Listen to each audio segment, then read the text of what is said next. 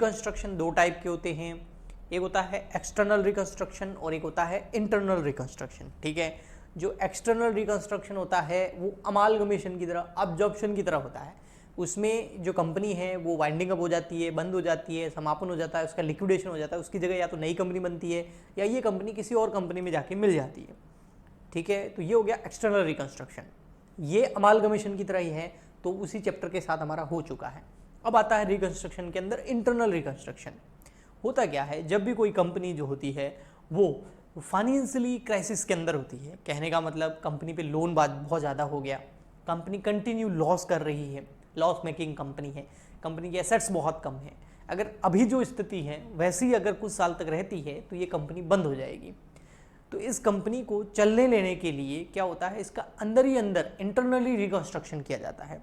इसमें क्या होता है, जो भी कंपनी के शेयर होल्डर्स होते हैं, जो कंपनी के डिबेंचर होल्डर्स होते हैं, जो कंपनी को बैंकों ने लोन दिया है ना, उन सबको बुलाया जाता है, कंपनी के क्रेडिटर्स वगैरह सबको बुलाया जाता है, मीटिंग की जाती है और उसके अंदर बोला जाता है भैया देखो, अगर कंपनी बंद हो गई हाँ तो शेयर होल्डर का भी पैसा डूब जाएगा, डिबेंचर होल्डर का भी डूब जाएगा, बैंकों का लोन भी डूब जाएगा और क्रेडिटर का भी पैसा भी डूब जाएगा, यानी कि किसी को कुछ नहीं मिलेगा, है ना, क्योंकि कंपनी कंटिन्यू लॉस कर रही है, क्योंकि इंटरेस्ट में ही पूरा पैसा पे करना पड़ रहा है ना, पूरा जो भी प्रॉफिट आता है पूरा इंटरेस्ट में चला जाता है, तो कंपनी तो लॉस में है, कभी प्रिंसिपल अमाउंट पे नहीं कर पाएगी और यही हाल रहा तो कंपनी बंद हो जाएगी। तो आप लोग सब जो हैं मिलकर के काम करते हैं, थोड़ा थोड़ा सब जने, ठीक है, थोड़ा थोड़ा क्या करें, सभी लोग जो हैं क्रेडिटर थोड़ा अपना पैसा छोड़े, वेव करते हैं ना, पैसा माफ़ कर दे कि भैया इतना पैसा इंटरेस्ट माफ़ करते हैं, या फिर इतना हम लोन माफ़ करते हैं, इतना डिबेंचर होल्डर माफ़ करते हैं, इतना शेयर होल्डर बोलते हैं हमारी कैपिटल कम कर दो। सब जने मिलकर के क्या करते हैं, थोड़ा थोड़ा लायबिलिटी छोड़ देते हैं, जिससे कंपनी की लायबिलिटी हो जाती है कम, और वो जो लायबिलिटी कम हुई है उससे क्या करते हैं, वो जितनी भी लायबिलिटी कम हुई है उसको क्या करते हैं, उस लायबिलिटी कम का असर एसेट्स पे आता है, और जो फिक्टिशियस एसेट्स होती है, जो कंटिन्यू लॉसेस होते हैं, जो डेबिट साइड में बैलेंस शीट के अंदर दिखाए होते हैं, एसेट साइड में, डेबिट साइड में क्या, एसेट साइड में, उन सबको राइट ऑफ कर दिया जाता है, उनको खत्म कर दिया जाता है। तो एक तरह से लायबिलिटी कम छोड़ी जाती है, और एक तरफ से जो फिक्टिशियस एसेट्स है, बेकार काल्पनिक संपत्तियां हैं, उन सबको राइट ऑफ कर दिया जाता है, मतलब खत्म कर दिया जाता है, अपलिखित कर दिया जाता है। और इस तरीके से कंपनी का इंटरनली रिस्ट्रक्चरिंग होती है, वो कंपनी का इंटरनली रिकंस्ट्रक्शन होता है, जिससे कंपनी की जो फाइनेंशियल पोजीशन है या फाइनेंशियल स्थिति जो है, वित्तीय स्थिति जो है वो थोड़ी स्ट्रांग हो जाती है, और कंपनी फिर आगे बिजनेस अच्छा करती है, जिससे फिर ऑटोमेटिकली फायदा सभी को होता है। ओके, तो एक तरीका है कि कंपनी खत्म हो जाए, किसी को कुछ नहीं मिलेगा और थोड़ा बहुत मिलेगा, पैसा डूब जाएगा, और एक तरीके है सब मदद करे तो कंपनी वापस अपनी स्थिति अच्छी कर लेगी और फिर जो है सबका पैसा वापस कर देगी। ओके, अब देखिए यहां पर पढ़ाता हूं मैं, internal reconstruction means a scheme, एक तरह की स्कीम है, undertaken to make necessary changes in the capital structure of a company. इसमें कैपिटल स्ट्रक्चर जो होता है उसके अंदर क्या होता है, चेंज होता है। कैपिटल स्ट्रक्चर में चेंज तो करेंगे लेकिन without liquidating the existing company, लेकिन जो अभी कंपनी है, वर्तमान कंपनी है, उसको लिक्विडेट नहीं करेंगे, उस कंपनी का वाइंडिंग अप नहीं होगा, उस कंपनी को बंद नहीं करेंगे, बिना बंद किए ही कैपिटल स्ट्रक्चर के अंदर चेंज किया जाता है ना। सो इन्फ्यूज किया जा सके new life in the company, ताकि इसको एक कंपनी को नया जीवन प्रदान किया जा सके। जैसे देखो होता क्या है, फाइनेंशियल पोजीशन बहुत इंपॉर्टेंट होती है, कैश बहुत इंपॉर्टेंट होता है, जैसे बॉडी के अंदर हमारा ब्लड काम करता है ना, हाँ ऐसे कैसे बिजनेस के अंदर कैश काम करता है। इस बॉडी में जितना ज़्यादा ब्लड इंपॉर्टेंट है उतना ही ज़्यादा किसी भी बिजनेस में लिक्विडिटी और कैश इंपॉर्टेंट होता है। अगर बॉडी में ब्लड का सर्कुलेशन बंद हो जाए तो पैरालाइज हो जाएगा, इंसान मर जाएगा। उसी तरीके से अगर किसी बिजनेस के अंदर कैश की रोटेशन कम हो जाए, लिक्विडिटी कम हो जाए, तो वो बिजनेस भी डेड हो जाएगा, उसको भी पैरालाइज हो जाएगा। समझ में आया?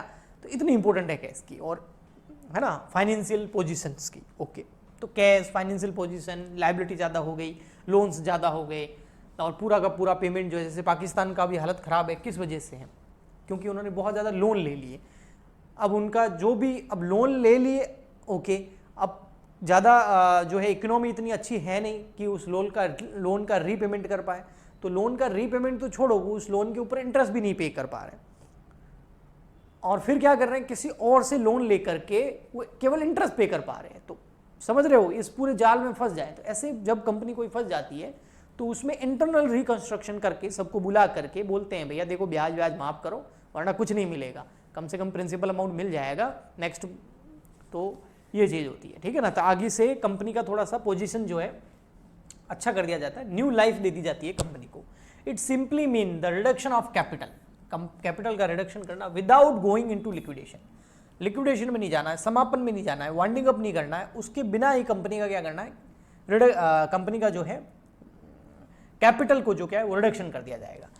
वैसे कैपिटल का रिडक्शन तभी होता है जब कंपनी का समापन होता है। इक्विटी शेयर की बात कर रहा हूँ, प्रेफरेंस का तो रिडम्पशन हो सकता है, इक्विटी शेयर का तो रिडम्पशन होता ही नहीं है, वो तो कंपनी का लिक्विडेशन में ही वापस होती है कैपिटल। लेकिन यहाँ पर रिडक्शन करा जाएगा, है ना। तो बिना लिक्विडेशन के भी रिडक्शन इक्विटी शेयर का कब किया जाता है, इंटरनल रिकंस्ट्रक्शन के केस में किया जाता है। Thus, in internal reconstruction, neither any company goes into liquidation. इसीलिए इंटरनल रिकंस्ट्रक्शन में कोई भी कंपनी लिक्विडेशन में नहीं जाती है ना। Neither company goes into liquidation nor is a new company is formed, और न ही कोई नई कंपनी बनती है। Reconstruction is a means available for continuously loss making and sick company to move on a revival path. जो continue loss making company, ऐसी company जिसको कंटिन्यू लॉस ही हो रहा है कई सालों से क्योंकि डेप्ट बहुत ज़्यादा है, और सिक कंपनी जो बीमार कंपनियां होती है, सिक का मतलब जो बीमार कंपनी है। बीमार कैसे होगी, जब उसमें फाइनेंशियल पोजीशन उसकी बहुत खराब है, उसके पास पैसा नहीं है। तो जो कंटिन्यू लॉस मेकिंग कंपनी होती है और जो सिक कंपनी होती है, बीमार कंपनी होती है, उनको रिवाइवल पाथ पे लाया जा सके ताकि वो अपने आप को बेहतर बना सके। तो इसके लिए इंटरनल रिकंस्ट्रक्शन किया जाता है। ओके, अब यहाँ पर नोट बहुत प्यारा लिखा हुआ है, वो मैं पहले बता चुका हूँ, फिर बता देता हूँ। ये इंटरनल रिकंस्ट्रक्शन की बात थी। एक्सटर्नल रिकंस्ट्रक्शन में क्या होता है, external reconstruction is almost as similar to absorption and accounting treatment of external reconstruction will be same. It is a done in the case of amalgamation. तो जो एक्सटर्नल रिकंस्ट्रक्शन है वो एब्जॉर्प्शन और amalgamation जैसा है, ठीक है। और इसमें ट्रीटमेंट वही होता है जो हमने अमालगमेशन एब्जॉर्प्शन में किया है। वो भी कौन सा, in the nature of merger. Merger method था ना जिसमें 5 कंडीशन सेटिस्फाइड हो जाती है तो अमालगमेशन हो जाता है ना। तो वो बस नेचर ऑफ मर्जर वाला जो है वही एक्सटर्नल रिकंस्ट्रक्शन है, एक्सटर्नल रिकंस्ट्रक्शन। क्योंकि एक्सटर्नल रिकंस्ट्रक्शन के अंदर क्या होता है, नई कंपनी जो है वो फॉर्म होती है, पुरानी कंपनी का क्या हो जाता है, लिक्विडेशन हो जाता है। तो एक्सटर्नल रिकंस्ट्रक्शन में अमालगमेशन की तरह ही होगा, बट इंटरनल रिकंस्ट्रक्शन अमालगमेशन की तरह नहीं है, क्योंकि इसमें कोई भी कंपनी बंद नहीं होती, लिक्विडेशन नहीं होता, वाइंडिंग अप नहीं होता, नई कंपनी नहीं बनती है, पुरानी को ही सुधार करके रिवाइवल पाथ पर लाया जाता है। ओके, ठीक।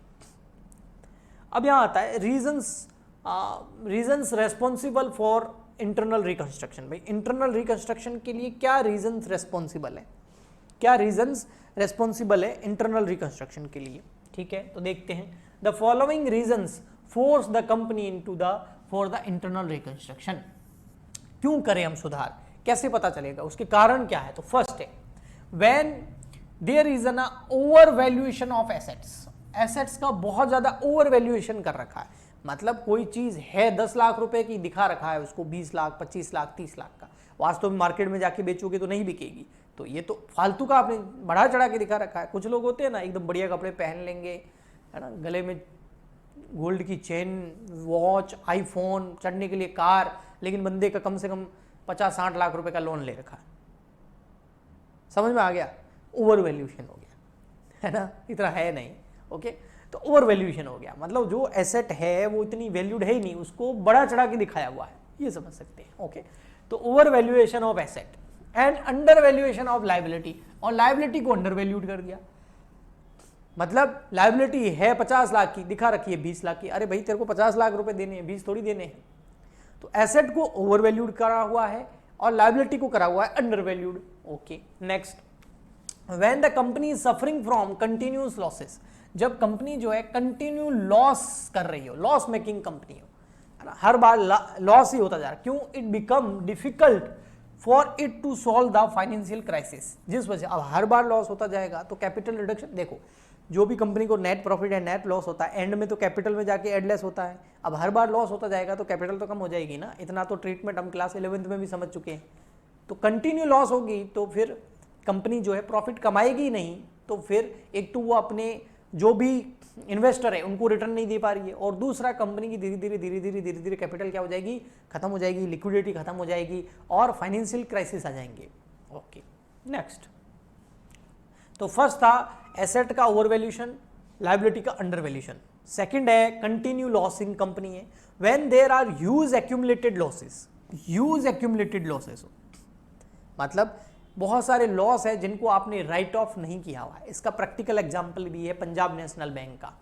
पंजाब नेशनल बैंक आज से कुछ साल पहले उसके एक्यूमुलेटेड लॉसेस बहुत ज़्यादा थे, मेरे को एग्जैक्ट अमाउंट याद नहीं है, लेकिन बहुत ज़्यादा एक्यूमुलेटेड लॉसेस थी जो उसने राइट ऑफ नहीं किए थे। मतलब लॉसेस को उसने कभी भी दिखाया नहीं पीनल अकाउंट के अंदर, उसको बैलेंस शीट में इकट्ठा करता गया लॉसेस को, रिजर्व्स को नहीं, पैसे को नहीं, लॉस। और फिर जब उसके डायरेक्टर वगैरह चेंज हुए और उसके ऊपर एक्शन लिया गया आरबीआई द्वारा, सेबी द्वारा, फिर उन्होंने जो है उन लॉसेस को क्या किया, राइट ऑफ किया। और जैसे ही लॉसेस को राइट ऑफ किया, कंपनी जो है प्रॉफिट मेकिंग थी लेकिन बहुत ज़्यादा लॉस मेकिंग हो गई और कई सालों तक वो लॉस चलता रहा, क्योंकि उन एक्यूमुलेटेड मतलब इकट्ठे हुए लॉस, कई सालों से लॉस इकट्ठे करते गए। ये कौन से लॉस होते हैं? क्या ये जो लॉस कंटिन्यू हर साल होते हैं वो है? नहीं, ये जैसे कोई एसेट बेची और उससे बहुत बड़ा लॉस हो गया, एसेट बेचने से प्रॉफिट भी होता है, लॉस भी होता है, ऐसे कैपिटल लॉसेज हो गए जो इकट्ठे होते गए, लेकिन आपको उसको हर साल थोड़ा थोड़ा राइट ऑफ करना चाहिए था, आपने कभी राइट ऑफ किया ही नहीं, मतलब पीएनएल में दिखाया नहीं, उसको खत्म किया ही नहीं उसको, तो फिर वो एकदम से दिखाओगे तो फिर वो गड़बड़ हो गई, है ना।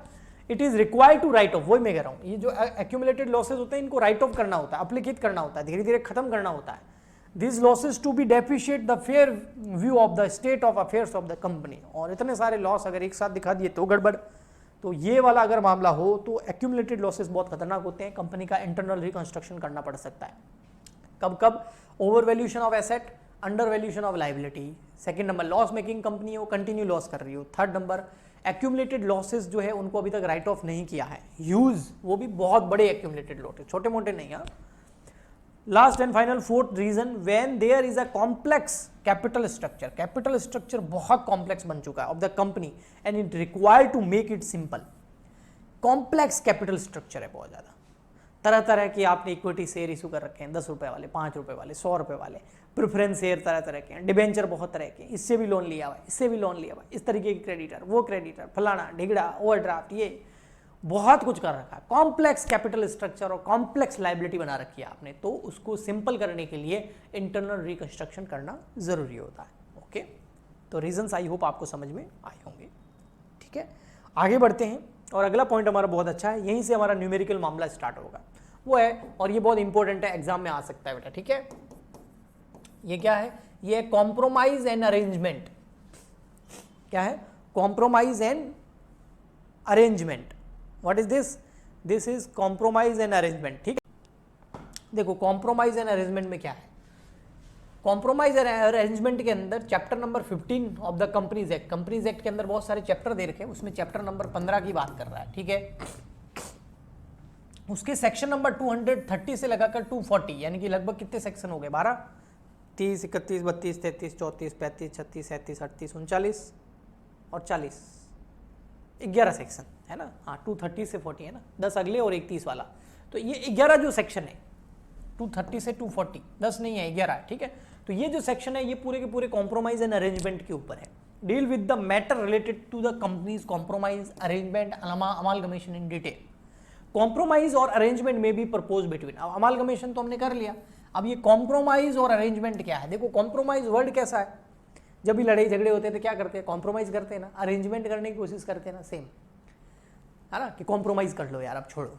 तो यहाँ पर भी कॉम्प्रोमाइज हो रहा है, क्योंकि यहाँ पर कंपनी और उसकी जितने भी लाइबिलिटीज़ हैं, चाहे वो लाइबिलिटीज़ क्रेडिटर के तौर पर हो या लाइबिलिटीज़ बैंक लोन के तौर पर हो, या फिर वो लाइबिलिटी जो है आपके कोई बहुत सारे लोन एफआईज फाइनेंशियल इंस्टीट्यूशन से लोन ले रखे हैं, डिवेंचर होल्डर्स हैं, फिर शेयर होल्डर्स भी हैं, है ना।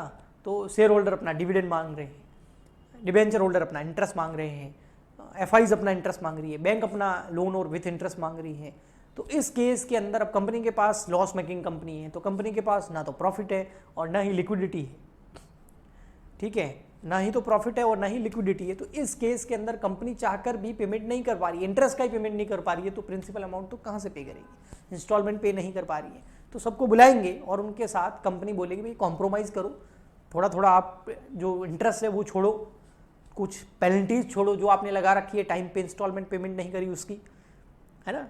थोड़ा माफ़ करो, क्रेडिटर को बोलेंगे भाई तुम्हारी ये बहुत ज़्यादा है, इतना नहीं दे पाएगी कंपनी, सब डूब जाएगा, कंपनी बंद हो गई तो ऐसे कॉम्प्रोमाइज़ करो, फिर इसका कुछ अरेंजमेंट करेंगे। ओके, तो compromise and arrangement. Very very good evening Johnson, बहुत लेट आए हो, 6:15 का टाइम होता है आपका, ठीक है, 6 बजे मैं इसे डाल देता हूँ। तो ये कॉम्प्रोमाइज एंड अरेंजमेंट में भी प्रपोज बिटवीन किसके बीच में होता है? A company and it's creditor, company और उनके क्रेडिटर के बीच में होता है, या क्रेडिटर जैसे ही लोग जो लोन देने वाले हैं, और कंपनी और उसके मेंबर के बीच में होता है। मेंबर मतलब शेयर होल्डर। तो ये कॉम्प्रोमाइज या अरेंजमेंट यानी कि जो ये इंटरनल रिकंस्ट्रक्शन है, ये कंपनी और उसके क्रेडिटर, अब क्रेडिटर में सारे आ गए, ठीक है, उनके बीच में हो सकता है, या कंपनी और उसके मेंबर यानी कि जो शेयर होल्डर है इनके बीच में हो सकता है। ओके, ठीक, तो ये कॉम्प्रोमाइज एंड अरेंजमेंट हो गया आपका। यहां पर लास्ट में लिखा हुआ भी ये देखो,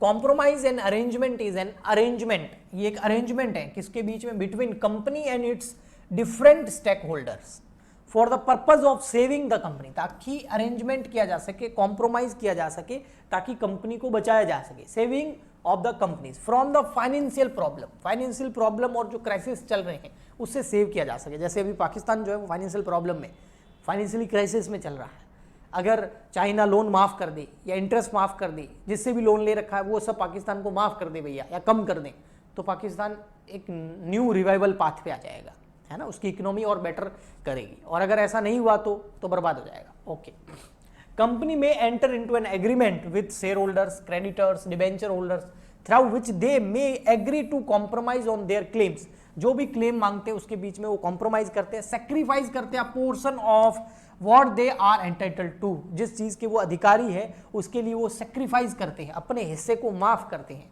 सेक्रीफाइस कर, त्याग कर देते हैं। ओके, तो ये था आपका पूरा कॉन्सेप्ट इसका।